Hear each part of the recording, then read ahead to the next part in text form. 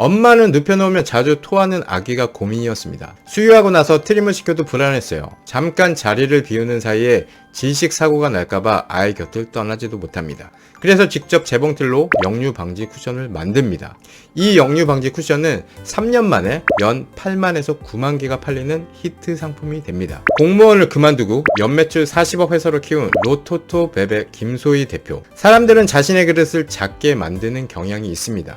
원래 꿈은 원대하게 가져야 하는 건데 말이죠. 나의 그릇을 키울 수 있는 방법은 원대한 꿈을 가져야 그 그릇을 키울 수 있는 법입니다.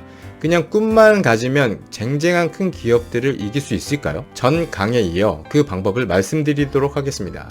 영상 보시기 전에 좋아요 한번 부탁드립니다. 그럼 바로 시작하겠습니다. 요즘은 예전보다 사업하기가 훨씬 쉽습니다. 인스타, 유튜브 등 SNS라는 사기템이 존재하거든요. 개인이 시작부터 최소 시군구 단위, 아주 쉽게 전국 단위에서 경쟁할 수 있는 시대입니다. 제가 만약 강동구에서 부동산 경매학원을 차려서 강의를 팔면 동네에서 지나다니면서 들어오는 고객만 있겠죠.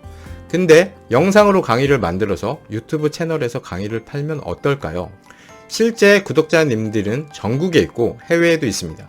우리나라뿐만 아니라 전 세계에 팔 수 있는 거예요. 이미 많은 사람들이 인스타, 유튜브 등 SNS를 통해서 그렇게 사업을 하고 있습니다. 저 역시 인스타를 통해 명함이나 디자인 제작도 하고 있고요.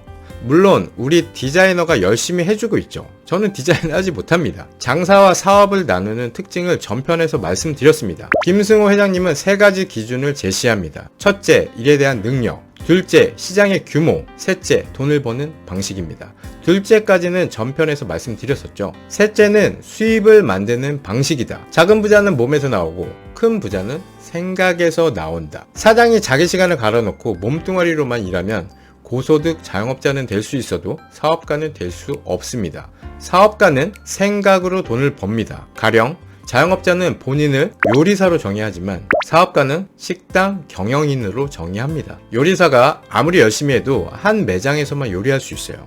그러나 경영인은 다른 요리사를 고용해서 매장을 늘릴 생각을 합니다. 매장 수가 늘어나면 대량 구매를 통해 원가를 절감하고 프랜차이즈 가맹비, 로열티 등으로 매달 수천만 원씩 월세처럼 들어옵니다. 프로세스를 개선해서 비용을 절감하고 저절로 돈이 벌리는 수익 구조를 짜는 생각으로 돈을 벌어야 진짜 사업가가 될 수 있습니다. 평생 일만 하고 싶은 사람은 없어요. 진정으로 경제적 시간적 자유를 누리는 진짜 사장이 되려면 장사가 아닌 사업을 해야 합니다. 나보다 유능한 사람이 나를 위해 일하고 전국 세계 무대에서 경쟁하고 생각을 통해 돈을 벌어야 진짜 사업을 하고 있는 겁니다. 이 영상을 여기까지 보고 계신 분들이라면 언젠가 자유를 꿈꾸는 직장인이거나 이미 사업을 하고 계신 분들일 겁니다. 여러분이 하는 일을 돌아보세요. 여러분이 계획하거나 혹은 실천하고 있는 그 일은 장사입니까? 사업입니까? 장사가 아닌 사업을 해야 한다는 말은 이제 이해되셨을 겁니다. 그런데 이건 뭐가 됐든 사업의 길에 들어선 사람들에게 유용한 이야기지 대부분 사람들은 그래서 무슨 사업을 어떻게 해야 하는데가 궁금하실 겁니다. 그 해답은 불편함에 있습니다. 살면서 한 번도 불편함을 느끼지 않고 살아온 사람은 없죠. 그런 의미에서 여러분들이 살면서 느꼈던 불편함 무엇이 하나라도 있다면 여러분들은 사업가가 될 수 있습니다. 불편함을 개선하는 모든 것이 사업이다. 모든 사업은 사람들의 문제를 해결해주는 일입니다. 요리하기 힘드니까 요식업 밀키트 사업이 존재하고 육아가 힘드니까 산후도우미, 육아용품 사업이 존재하는 것처럼 말이죠. 그렇게 사업은 사람들에게 어떤 문제가 있는지를 발견하는 데서 출발합니다. 사람들이 어떤 문제를 가지고 있는지 알려면 먼저 그 사람들을 잘 알아야겠죠. 그래서 가장 좋은 사업 출발점은 나 자신과 지인입니다. 유아용품으로 유명한 로토토 베베라는 회사가 있습니다.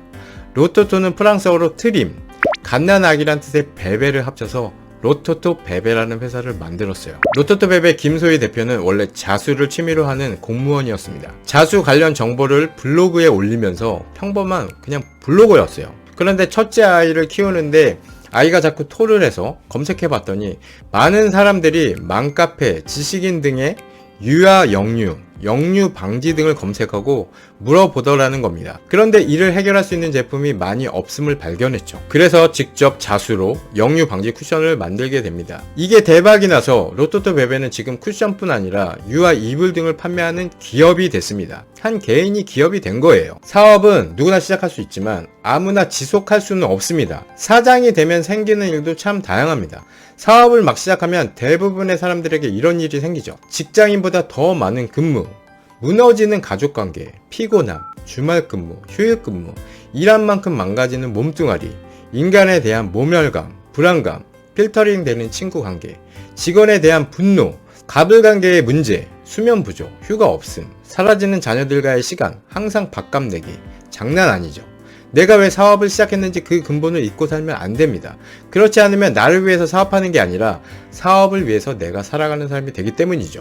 나를 위해서 돈을 버는 게 아니라 돈을 벌기 위해서 내가 살아가는 이유가 되면 그게 뭡니까? 그게 바로 돈의 노예죠. 사업가는 고집이 있어야 합니다. 충고를 무시해야 하죠. 사업가는 충고를 들어야 할 때보다 충고를 무시해야 할 때가 더 많습니다. 귀가 얇은 사람은 사업을 절대 하면 안 돼요. 망합니다. 음식점 하나를 해도 고집이 있어야 되고요. 누가 뭐라 해도 자신이 맛있다고 생각하면 밀고 나갈 줄 알아야 해요. 가족이나 친구들을 불러서 맛이 어떠냐고 물어볼 필요도 없습니다. 누구는 싸다고 할 것이고 누구는 비싸다고 하죠. 누구는 짜다고 할 것이며 누구는 싱겁다고 할 게 뻔하기 때문이에요. 제가 다 해보고 얘기하는 거예요. 그런 소리에 매번 맛을 바꾼다면 가장 빨리 망하는 길일 겁니다. 본인이 옳다고 생각하면 소비자의 전반적인 평가로 개선해 나가야 하는 거죠. 사업은 평균을 구하거나 다수결로 결정 짓는 게 아닙니다. 그래서 사업가의 고집은 반드시 필요한 거예요. 제가 2009년도에 식당을 창업했었는데요. 그때 사람들이 반짝하는 메뉴다. 가게가 너무 작아서 테이블 회전이 안 나오고 고생만 할 거다. 지금은 가게 하고 싶은 마음에 눈이 멀어서 보이는 게 없는 거다. 식당은 적어도 30평은 되어야 한다. 참 말이 많았습니다. 한 번도 해보지 않은 사람들의 말은 그냥 한 귀로 듣고 한 귀로 흘렸지만 이미 장사를 하고 있는 지인들 또한 부정적이었어요. 프랜차이즈 대표, 건물주 배만 불려주다 끝날 게야. 결국 저는 제 의지대로 강행했고 오픈부터 마감까지 손님이 끊기지 않고 15평, 테이블 10개 있는 가게에서 12회전을 했습니다. 너무 자극적이고 짜다고 못 먹겠다고 하는 손님도 있었지만 맛있다고 하루에 2번씩 점심 저녁으로 오는 손님도 있었어요. 부동산 경매는 어땠을까요? 사람들은 보통 다른 사람들이 들어가는 지역을 따라서 추격 매수를 했고 저도 부동산 커뮤니티에서 단체 임장을 다니면서 많은 것들을 봤는데요. 간 김에 하나 하고 온다 이런 분들이 많았습니다. 처음 임장 가서 사람들이 계약을 하니까 덩달아 지르는 거죠. 이게 참 재밌는 게 같이 간 사람들이 몇 개씩 계약을 하면 안 하는 사람이 이상한 사람처럼 돼요. 그때부터였던 것 같아요. 저는 남들과 다른 방향으로 가는 것을 선택했었습니다. 떨어지는 지방에 투자를 하는 저에게 미친 거 아니냐 바보라고 했습니다. 미분양의 무덤이었던 하남시 미사의 분양을 받았다고 병신이란 소리도 들었어요. 똑똑한 줄 알았는데 멍청하다. 빌라를 왜 하냐? 도토리 같은 소형 아파트는 오르지도 않는데 왜 사냐? 지방 상가는 공실나면 어쩌려고 그래? 부동산 강의를 수강하면서 유명한 스타 강사들도 입지를 보고 제일 좋은 거 똘똘한 녀석으로 하라고 했었습니다. 그때 당시 불인이었던 평범한 자영업자였고 이뤄놓은 게 딱히 없어서 자신감도 크게 없던 상태였어요. 근데 그 말에 괜히 고집을 부리고 싶더라고요. 그래서 내가 이걸로 꼭 된다라는 것을 보여주리라 이렇게 생각했었습니다. 유튜브 채널을 운영하면서 이런 댓글이 달린 적이 많았습니다. 그렇게 투자하다 골로 간다. 괜히 선동하지 말고 가만히 있으면 중간이나 가지. 저는 제 투자 사례를 공유해드리고 싶었고 평생 일만 해서는 부자가 될 수 없다는 것을 저와 비슷한 사람들에게 얘기하고 싶었어요. 일만 열심히 하는 사람은 돈 벌 시간이 없다고 말이죠. 사장학개론이라는 이 책은 현재 사업가이시거나 또는 사업가가 될 예정이신 분들에게 많은 공감이 되고 또 훌륭한 실무 지침서입니다. 다음 강에서는 실투자금 11억으로 시세차익 23억, 양도소득세 6억을 내고 순이익은 16억을 만든 투자 사례를 말씀드리겠습니다. 기대되시면 구독, 좋아요, 알림 설정 부탁드릴게요. 감사합니다. 지금까지 체험별님이었습니다.